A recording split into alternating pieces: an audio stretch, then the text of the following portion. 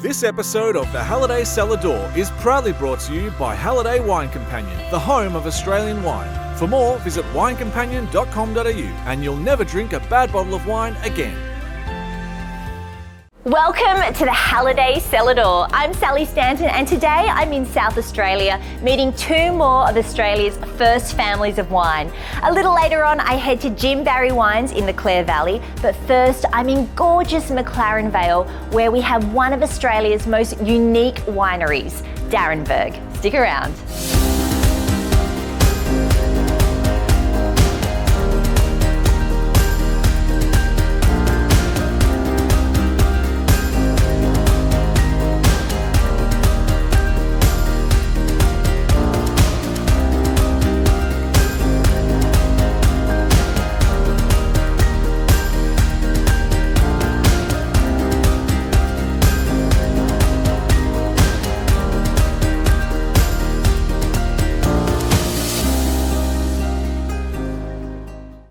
I'm James Halliday. The first families are family-owned and run wine businesses, run by real people and making real wine of wonderful quality with no compromise. Fine wine has to have a soul, and the 12 families have put their heart and soul into their wineries over, of course, in some instances, many generations. Darrenburg is a very special family-owned winery. It's had an amazing evolution over a relatively short period of time. Within a few years of entering the market with branded wine, Osborne and Darrenburg caused a major storm by winning the Jimmy Watson Trophy for its 1968 Cabernet Sauvignon. When son Chester arrived on the scene, the wine world changed once again. In much more recent times, he's erected the Cube in the vineyard, which is now attracting people not from just Australia, but people actually coming from overseas just to see the Cube and go and eat in it. Chester, you're a fourth generation family member, chief winemaker and viticulturalist for Darrenburg. Introduce us to the world of Darrenburg because, just coming up the driveway, there is definitely a point of difference. Yeah. Well, there's a lot to introduce, really. Yeah. We've got 500 acres of vines here, all organic, biodynamic. We're the largest biodynamic grower in Australia, and we really believe in sustainability in a big way. Being 4 generations old is part of the family thing that you really get to know how you're going to keep that going for the next generations. Our labels, we have like 74 different wine labels, all with quirky label names, and one day I went, we need to have a building that really captures Darrenburg, the essence of having fun and quirky label names and whatever. So I decided to build this cube, the Darrenburg Cube, which is based on Rubik's Cube, of course, because our label names are such a puzzle to work out. What's the most iconic puzzle? A Rubik's Cube. And then I had to fill it up with all this art and quirky stuff to carry on the whole theme of art and really tell the story of Darrenburg. Well, I certainly haven't seen anything like this at a winery. Is it the only place like it in the world? Absolutely. Well, I suppose there are really interesting wineries around the world that have great architecture. Not many have gone into that art world as much, but every art piece in here is to do with wine. From the outside, it just looks like a striking building, but it's a museum inside. Yeah. We call it the Alternate Realities Museum. The good name. Well, because when you have a glass of wine, and I have the same wine, then we have a different reality slightly depending on our perspective and what we've tasted before or whatever else. It's subjective like art. Exactly. And so all of the art pieces in here have like several meanings, but certainly a wine-related meaning and a very Darrenburg-specific wine meaning. I love the room where you can smell the different aromas which are characteristics from wine. That's such a great idea, and it's kind of like a teaching tool for wine tasting. And if you might have noticed that there's a tasting bench on the roof, my 20-year-old tasting bench that I would have tasted many tens of thousands of wines. So I taste about 10,000 a year. All the barrels have to be tasted, and you can see them in groups of fermenters. So there's 5 different fermenters there. They've all got different amounts of flowers, fruit, and rocks in them. Yeah. And so all of those aromas in there in that room, which is about 40, are representing the things I'm looking for in the wine. They're on handlebars because when you know how to ride a bike, then you never forget how to ride a bike. Right. Once you recognise capsicum in wine, you never forget it. So that's how it relates back. And it's in flagons because we started with flagons in the 50s. I love that. Everything has a meaning. Everything's linked back to wine. Yeah. And where do you source all your art from? They're mostly just things I've bought that are interesting that I've put together. Behind me here, you can see the lucky lizard there. It's a dragon, a bearded dragon. Made of cutlery. Yeah, exactly. Being in the restaurant, it made sense. Yes. But we have a wine called the Lucky Lizard, which are bearded dragons that get through the rollers of the crusher and come out alive because the crusher is so gentle. But that one I didn't have to change. But some I've added, all sorts of things to make a collage to become more meaningful. Now, talk about the names of your wines. They are eclectic and quirky. The Dead Arm, is it? Yep. The Salicylicophobia cat? Yeah, very Did good. I get it right? Salicylicophobia cat. Oh, yeah. Okay, so that's a fear of an empty glass? Exactly, yeah, we all have that in this industry. Who comes up with the name? Well, that was named after my cat when I grew up called Booze, Oh. whose real name was non-alcoholic Booze. So he had salicylicophobia all his life because he thought he could drink being called Booze but wasn't allowed to drink because he's non-alcoholic Booze. Right. And then I started blending actually the pressings of Sagrantino with Cinsault, and I call that the Arthur Zagoraphobic cat. I can't pronounce that one. Arthur Zagoraphobia is the fear of being forgotten. Okay. And pressings of Sagrantino will not be forgotten because it's satanic. But I had a cat called Audrey Hepburn. Yeah. And Audrey was just an ordinary tabby. And so I called her Ordinary instead of Audrey. So she had a complex of being forgotten. Oh, poor kitty cat. And does everyone get to name a bottle of wine, or is it all left to you? It is actually open for other suggestions, but it's funny, they don't seem to come forward very often. So no, they're nearly all mine. Fantastic. And it is a family business, and you are a member of Australia's First Families of Wine. What does that mean to the business? It's great. I mean, family is obviously a huge part of our business, being 4 generations old and now 138 years in McLaren Vale in the wine industry.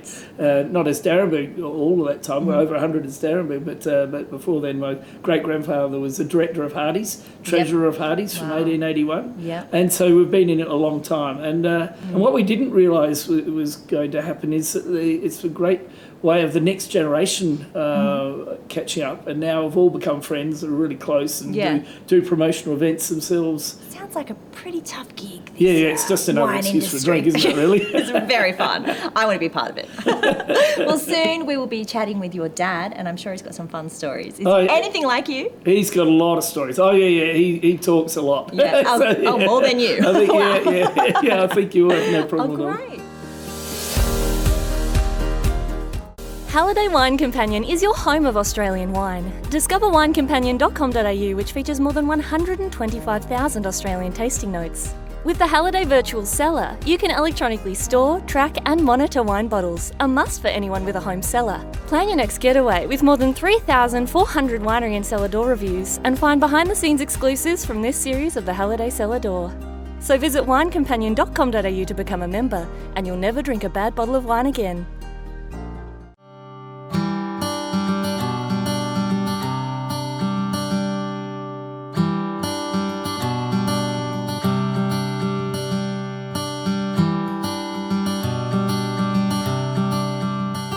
Darren, you're the managing director of Darrenberg. This is your baby. How did it all begin? My grandfather, who was director of the Halliday Wine Company, decided that he'd buy this property here in McLaren Vale. My father came here in 1912, and grandfather and he owned the property. Grandfather didn't live here, lived in Adelaide.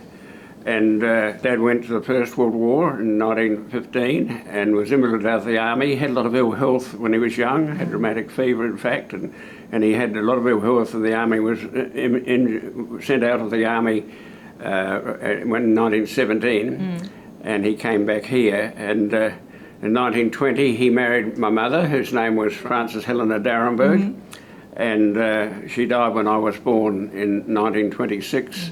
And I was named Francis D'Arenberg Osborne. Right. I didn't realise that D'Arenberg was an aristocratic family of Europe at the time, and which was quite surprising to me to find that out eventually. And so you decided to name the winery after your mum? Yeah, well, when Dad died in 1957, 58, I got married, and my wife and I wanted to do a more fancy label. We had a very plain label before, and I wanted to get into making wine to drink rather than just blending, because we were all making blending wine in the earlier days. Yeah. And as a result, I called it D'Arenberg, and I went to Prince Alfred College, and I put a red stripe, which is the Prince's Red, on the label, and that now is, of course, all over the world, and we've got a huge number of distribution points, something like 80 different countries, I think, we sell wine big in. exporters. Wow. So it's come a long way. Wow. And because you use basket press for red and white wines here, which is the only winery in Australia that does that. We got a mechanical one in the 50s, and then as the winery got bigger, we built our own presses. They're stainless steel, they're state of the art, and they're all stainless steel cages and things, and we have a lot of those. So it's the way to make white wines. In the big winery, the white grapes will come in, and they'll have a huge 20-ton press probably.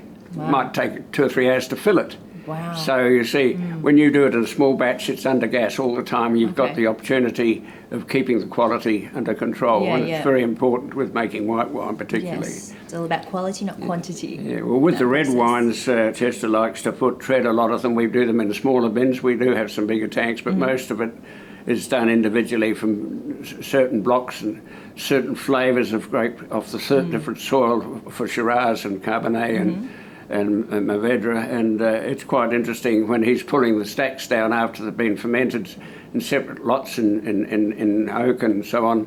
He gets these different soil types coming through on his palate. He's got an incredible palate, Chester. Wow. A very, very sensitive palate. Yeah. So he's got all these very fancy ones with the different soil types. They're only small quantities, but they're big high price stuff, and people love them. They're really very interesting because the flavours are there. Yeah. What makes your wine so special?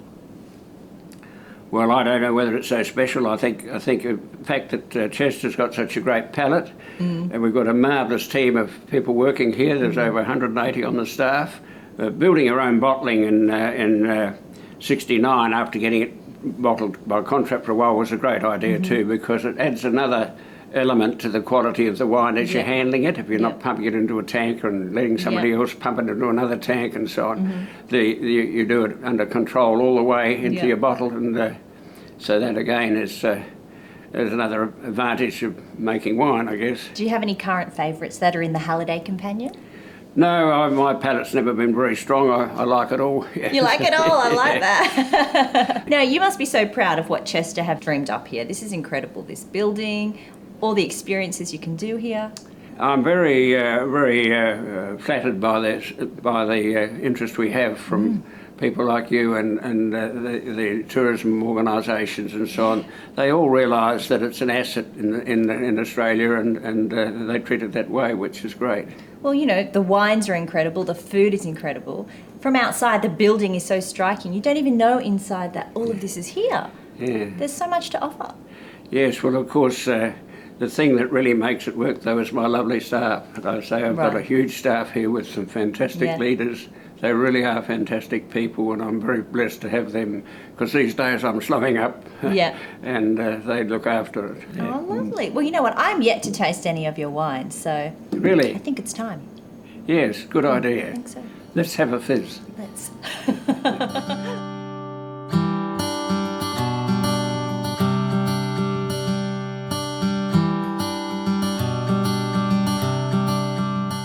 So what have we got here? Oh, so we've got the Hermit Crab of Viognier Marsan from McLaren Vale, from D'Arenberg. And so this is a new varieties, well, semi-new, I suppose, Viognier and Marsan from the south of France. Have a lot of fruit, a lot of viscosity. There's beautiful richness feel there. It's called the Hermit Crab because Marsan is the major white grape of Hermitage. And Hermitage translated means house of the hermit, and a hermit crab carries his house around the whole time. And, I love the names. And there's hermit crabs on the beaches, and there's hermit crabs as fossils in the limestone, and so the roots are down there, sucking up little bits of fossilised hermit crab into the grapes and into the wine. So if you can taste a little bit of minerality, I say it's hermit crabs, fossilised hermit crabs that you're drinking. Oh, I love that. Oh, this is great. Yeah, thank you. It's very expressive, isn't it? The Marsanne gives this green mango, green papaya and pistachio nut character, which is quite strong. It's only about a third of the wine is Marsanne, but actually it's about half the character. So it's got more of a nectarine and white peach and yellow peach character in there, and apricot, I suppose, too. I thought it was apricot. That's what the first thing I was going to say, but then sometimes I get apricot and peach mixed up when I'm saying them as a flavour in a Apricot's wine. probably the dominant one, actually. Okay, I'm right then. Yeah, you are right. I just sort of assume that everyone knows, or you just picked it, but yeah, Vion is normally apricot. Apricot, yeah. Yeah, and then it has ginger and blossom in there too, just to give it a little bit of complexity. And so do you think this is going to be quite a trendy wine? It is really trendy for us. As I say, it's our biggest selling wine, and all around the world. And being crab sounds really corny, for the hermit crab, but actually lots of seafood restaurants love putting it on. It's sort of one of these things. And I was going to say, would this team well with crab? Yeah, it's fantastic with crab. Seafood. And anything that's got quite a lot of flavour, because it's got a lot of flavour as well. Yeah. But yeah, it's probably one of the best white varieties actually to go with those. Right. And now, some Dead Arm, Shiraz, So 2015. This is a very well-known, iconic wine. Yep. This is a really most well-known wine, one of the most collectible wines of Australia, according to Langton's and Wine Arc and other auction sites. And it's the best barrels of the best vintages, best barrels of the best vineyards, I meant to say, of Shiraz. Right. And it's quite a structured wine, you'll see. It's got lots of spiciness. The oak is really well integrated. The wine is not fat and oily, has a certain finesse but a lot of strength at the same time. With you can smell the earth, a little bit of soil and earth, some really old vines in there, giving a little bit of dark soot and coffee-like notes and chocolate notes. And then palate again, the same sorts of things. You see a certain elegance, and then it grows with this great spicy, vibrant tannin. It's really, really long and fragrant, and with again these fine tannins and big chunky tannins, because there's quite a few different ages of vines in there that give all these complexities. Wow, it is complex. So how long would you sell this one for? Well, good vintages, they should last for 40 years. 40, okay. Yeah, they're really designed to age for a long time, these wines. So you got to hope you're still around to try it. Or your kids, give them a present. Drink, buy heaps. Just drink some every year. Oh, that's delicious. Thank you very much. You're welcome. Cheers. I'll have to come back for the 2017. Indeed. Yes.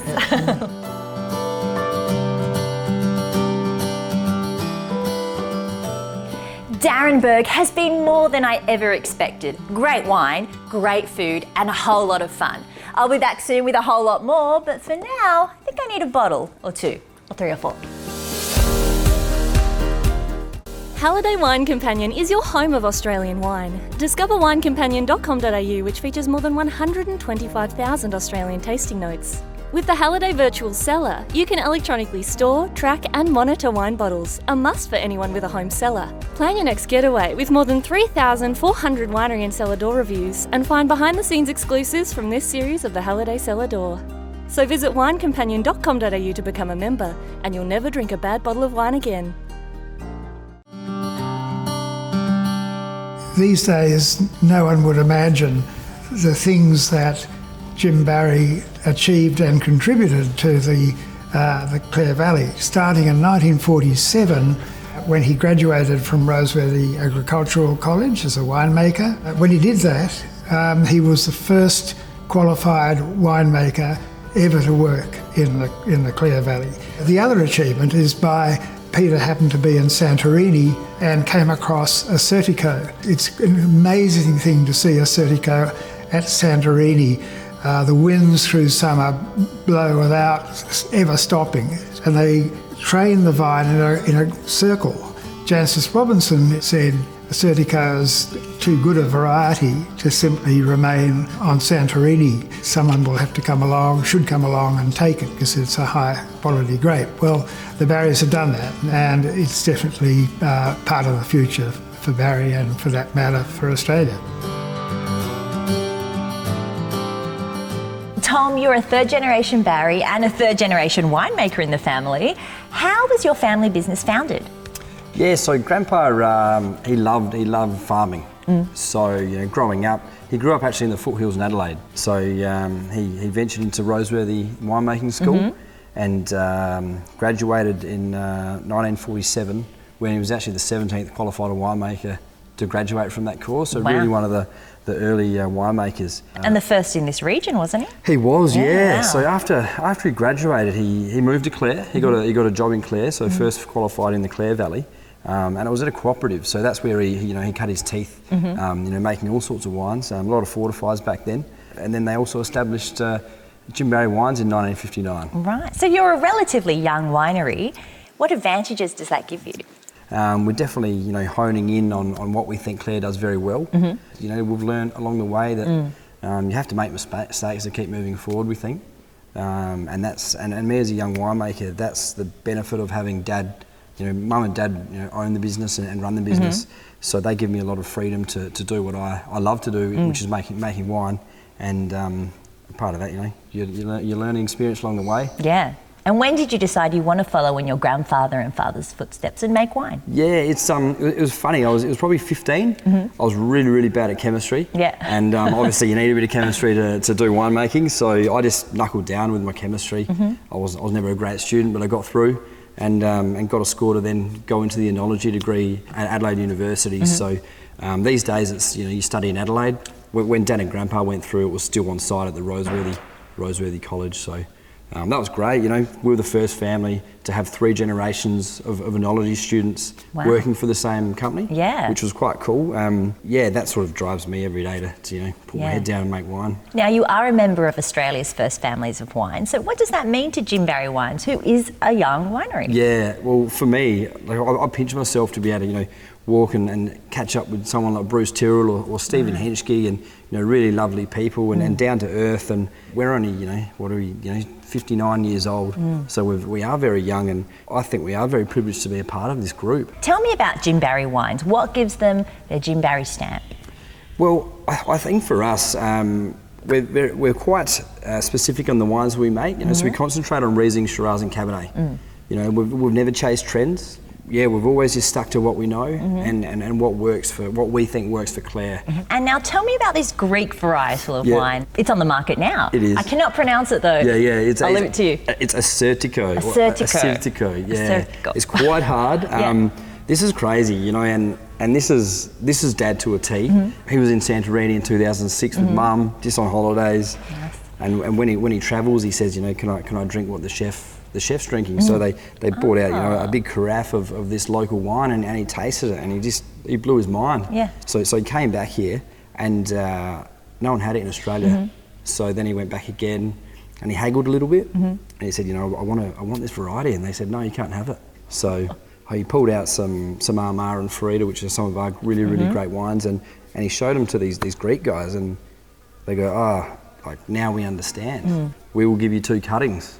And then 2012, we finally got around to planting them, so... Great. Well, I can't wait to taste that later on. But right now, we're in the barrel room. We are, What is in here? We've got some Shiraz. Do you want to taste? Yes, love to. Thank you. And so this is 18 Shiraz? This is 2018 Shiraz. So this will stay in here till May next year. It's very bright, isn't it? Yeah, it's amazing colour. It's like purple. It's this purple. Yeah.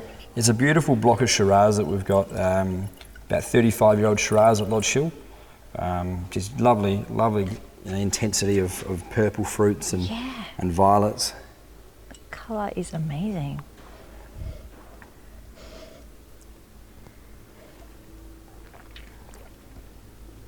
Oh, that's delicious. No, I think it looked like a chocolatey flavour. Yeah, you do. Yeah, that's Shiraz. So that's the thing. Clare is we are a warmer climate region, but this vineyard here, being Lodge Hill, it's quite high in altitude, so it actually produces quite a medium-bodied style of wine, and that's what we're aiming to do anyway. Yeah. No, this is great. Thank you. And I can't wait to taste some more with your brother. Absolutely. Yeah. Cheers.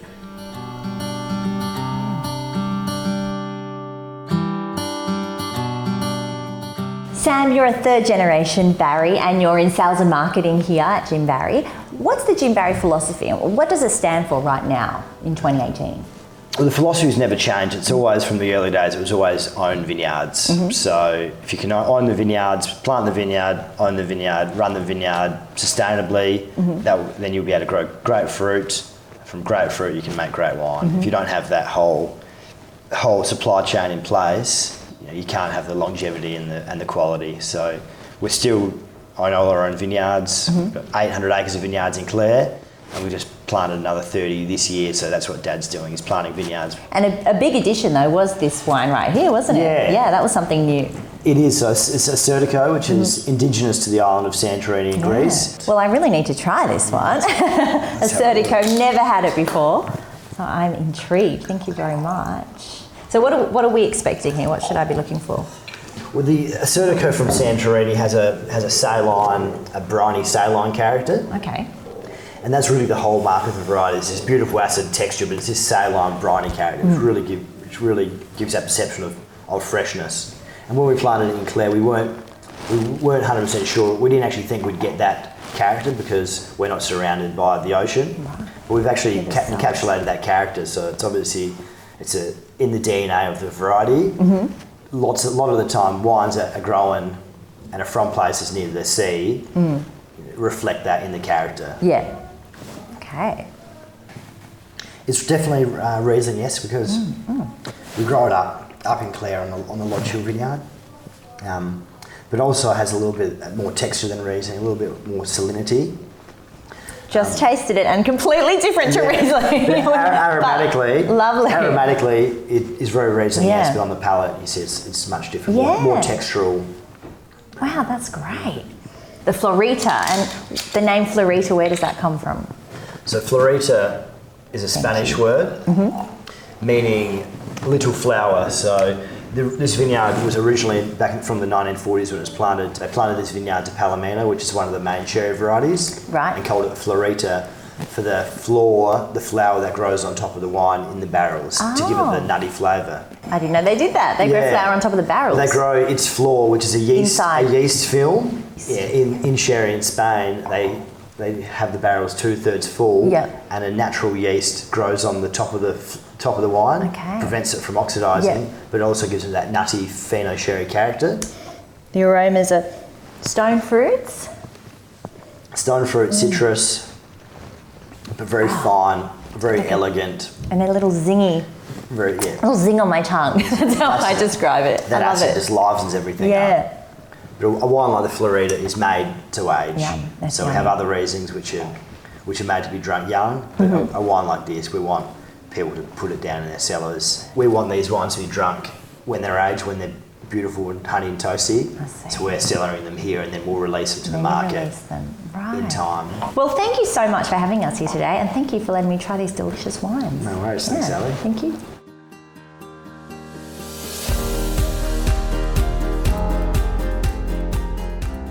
So whether it's the youthful yet inspired by tradition Jim Barry wines, or the quirky and cool Darrenberg in McLaren Vale, they are both definite must-visit wineries in South Australia. For more in this series, make sure you jump online, but for now, I'll see you next time on the Halliday Cellar Door.